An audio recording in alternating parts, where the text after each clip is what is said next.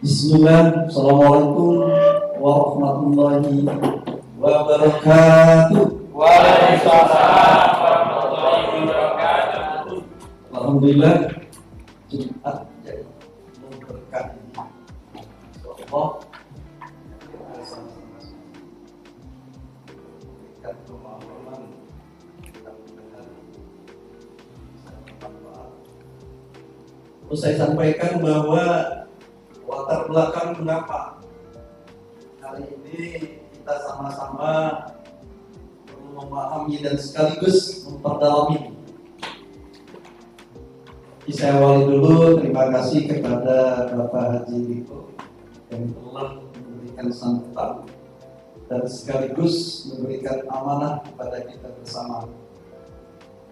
Yakinilah Ibu dan Bapak-Bapak, kalau kita niatnya bagus, itu akan menjadi kekuatan di dalam diri kita.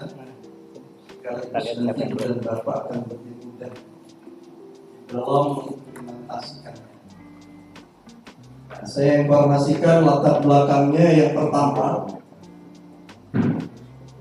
saya dan Ibu Hajiah SPDMM ini bersama-sama melakukan penelitian terhadap kepemimpinan Direktur Utama Pak Haji Arif Fadilah.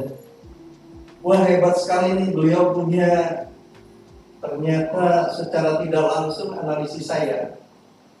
Beliau ini menerapkan kepemimpinan transformasional.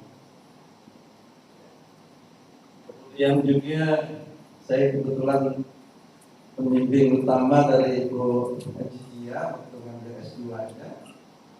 Saya lihat, wah ini sebenarnya perusahaan PT Bangun Putra Pesaka ini punya peluang yang besar ini untuk terus berkembang, ya.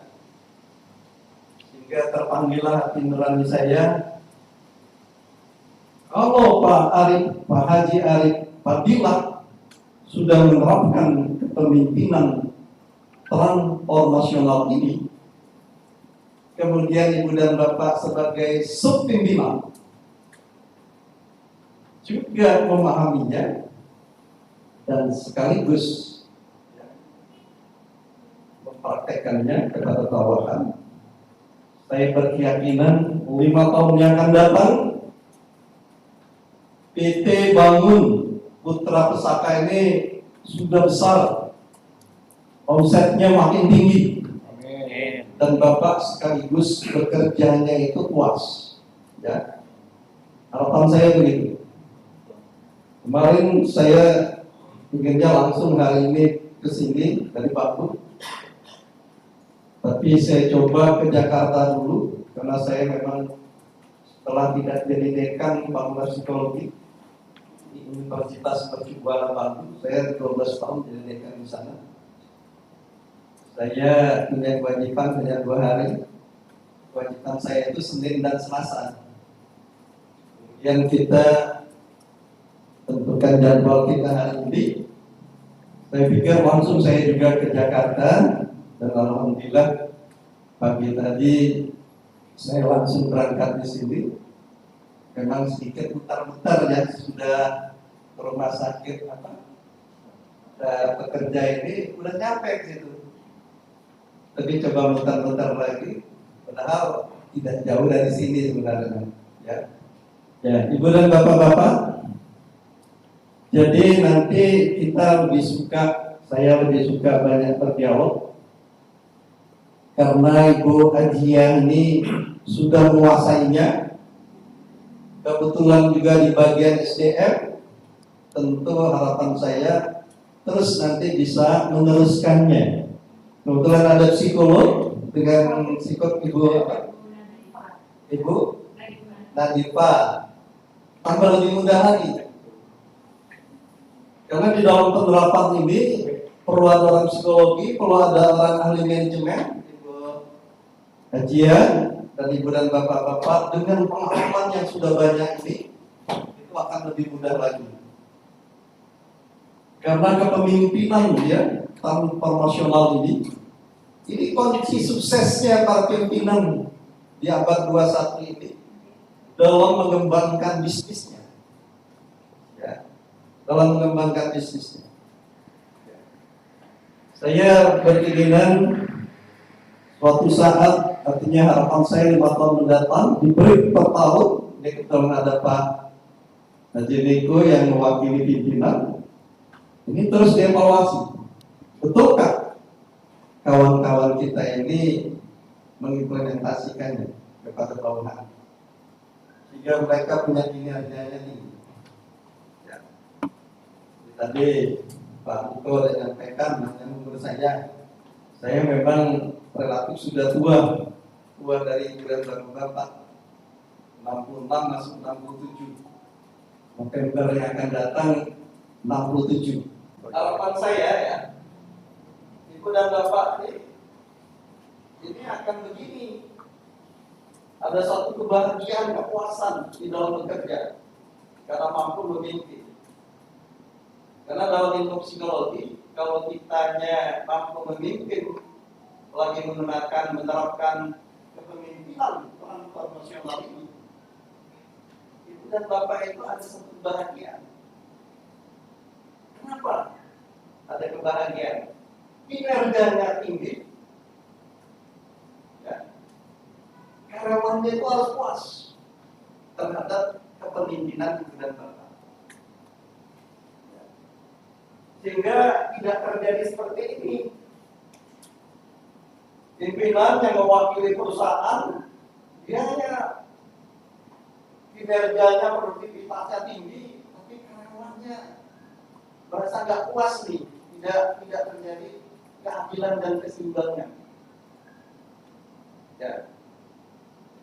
Nah, itu yang saya nggak inginkan. Saya inginkan nantinya di 5 tahun yang akan datang ini, Bapak bekerja ini itu seperti ini. Puasnya itu betul-betul batin di kolbu.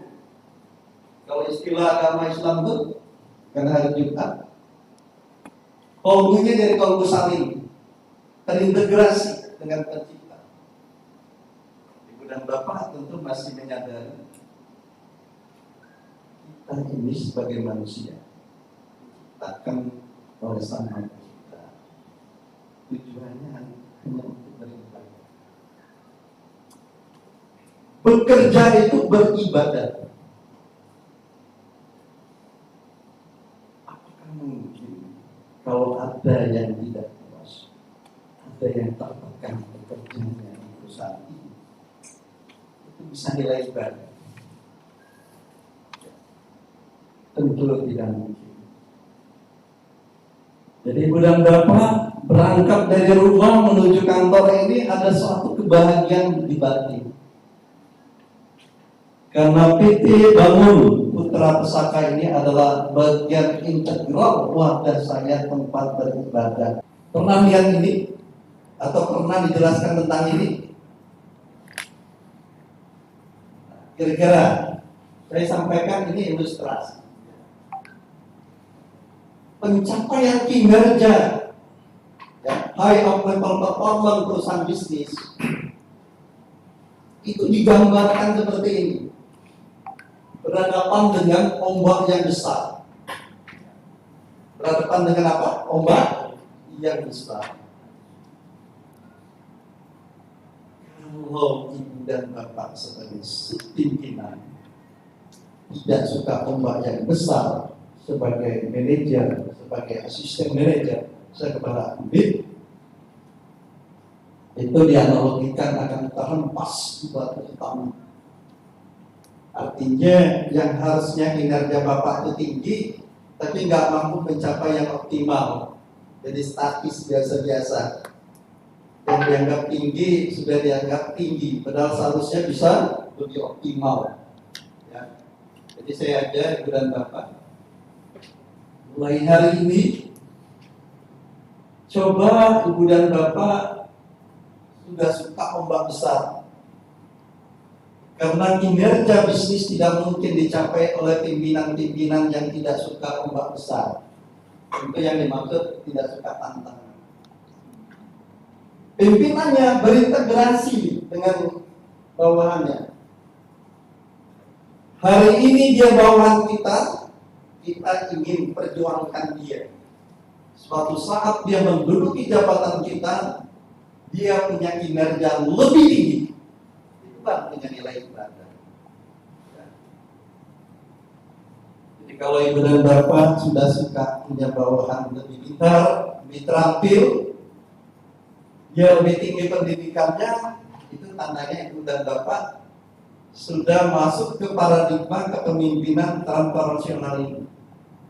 Tapi kalau masih menganggap bawahan itu adalah objek, bukan sebagai subjek-subjek kerja kita, dia adalah bagian integral dari tim kerja kita yang bersama-sama berikhtiar untuk memperjuangkan mencapai tujuan utamanya, yaitu kinerja tinggi di kerjanya. Jadi disinilah ibu dan bapak, hari ini bawahan kita ingin persiapkan dia lebih hebat, lebih sukses dari kita. Di paradigma seperti itu. Itulah yang saya sampaikan tadi, akhirnya bekerja itu ada nilai ibadah. Karena kita ingin menanam ke bawahan kita itu menjadi sukses karena secara tidak langsung ada andil kita. Ya. Itu yang menjadi amal ibadah itu. Karena bekerja itu ada nilai ibadah karena memang tujuan utama yang dicapai itu adalah tujuan organisasi perusahaan ini. Tapi untuk mencapai itu kita punya anggota tim, punya partner yang harus diarahkan yang sama ke sana. Bayangkan kalau kita masih menggunakan objek yang sudah ditinggalkan Jabar 21 ini, kita masih tidak suka sama bawahan. Sebaliknya bisa jadi bawahan kita nggak suka sama kita. Kita masih merasa disayangi kalau ada bawahan kita pendidikannya lebih tinggi, atau mereka lebih hebat dari kita. Artinya ibu dan bapak sebagai atasan saja sudah tidak mengayomi bawahan. Mungkinkah itu punya nilai ibadah? Tapi kalau kita memang hari ini dia bawahan kita, dia jadi partner kita, semua keterampilan, semua ilmu yang ibu bapak punya kasihkan ke bawahan. Dengan harapan dia lebih mudah untuk mengikuti instruksi kita, untuk bersama-sama kita mencapai tujuan organisasi. Setuju? Jadi menggunakan subjek-subjek. Ini kayak mas setujunya. Setuju? Setuju. Coba kalau sudah setuju, artinya kita baru sudah mulai terbuka. Mungkin ada sebagian ibu dan bapak sudah mempraktikkan. Artinya jangan pernah lagi menganggap bahwa kita terendah, apalagi dia punya pendidikan sarjana, ya. Karena sarjana itu mampu siap belajar, siap otodidaknya, siap dia belajar, siap juga dia untuk berkembang. Kebetulan saja kita lebih dulu bekerja di sini, atau kita lebih dulu, ya, usianya lebih dulu juga, ya, punya peluangnya. Nah, inilah maksud saya, kalau kita sudah mulai subjek dan subjek, bawahan kita itu lihat pimpinan ini ikut berjuang bersama-sama, tidak hanya perintah-perintah saja. Dia merasakan bagaimana upaya yang harus dilakukan bawahan, ya, sehingga dia ikut andil dan sekaligus dia juga berupaya, ya.